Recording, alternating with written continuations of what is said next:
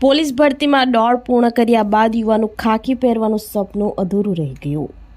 મળતી માહિતી અનુસાર મૂળ કચ્છના વતની 25 વર્ષીય રવિરાજ જાડેજા પોલીસ દળમાં જોડાવાના સપના સાથે ભરૂચ પોલીસ હેડક્વાર્ટર ખાતે શારીરિક કસોટી આપવા આવ્યા હતા। રવિરાજે ઉત્સાહપૂર્વક નિર્ધારિત દોડ પૂર્ણ કરી હતી। જોકે દોડ પૂરી થતાની સાથે જ તેમને ગભરામણ થવા લાગી હતી અને તેઓ અચાનક બેભાન થઈ ઢળી પડ્યા હતા। મેદાન ઉપર હાજર તબીબી ટીમ અને પોલીસ તંત્ર દ્વારા તાત્કાલિક પ્રાથમિક સારવાર આપી રવિરાજને ભરૂચ સિવિલ હોસ્પિટલ ખાતે ખસેડવામાં આવ્યા હતા, જ્યાં તેમની ગંભીર સ્થિતિને જોતા વધુ સારવાર અર્થે ખાનગી હોસ્પિટલમાં રિફર કરવામાં આવ્યા હતા। તબીબોના અથાગ પ્રયત્નો છતાં રવિરાજને બચાવી શકાયા ન હતા અને સારવાર દરમિયાન તેમણે દમ તોડ્યો હતો।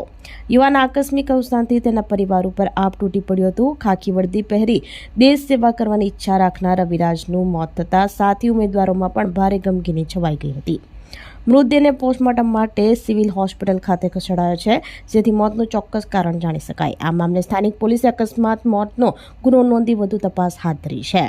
આ ઘટનાથી સૌથી વધુ આઘાતજનક બાબત એ છે કે રવિરાજ પોલીસ પરિવારમાંથી જ આવતા હતા। રવિરાજના પિતા મહેન્દ્રસિંહ વડોદરા એસઆરપી ગ્રુપમાં એએસઆઈ તરીકે ફરજ બજાવી રહ્યા છે।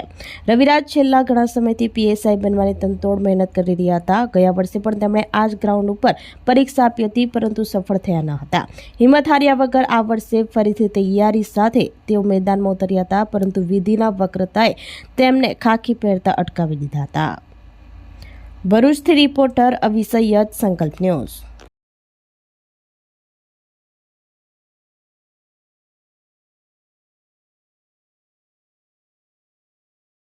આપણી સંકલ્પ ન્યૂઝ ચેનલને સબસ્ક્રાઇબ અને લાઇક કરો, બેલ આઇકન દબાવો, જેથી આવનાર ન્યૂઝ અપડેટ્સની નોટિફિકેશન આપના મોબાઈલ પર સૌથી પહેલા પહોંચે। Like, subscribe and share the video.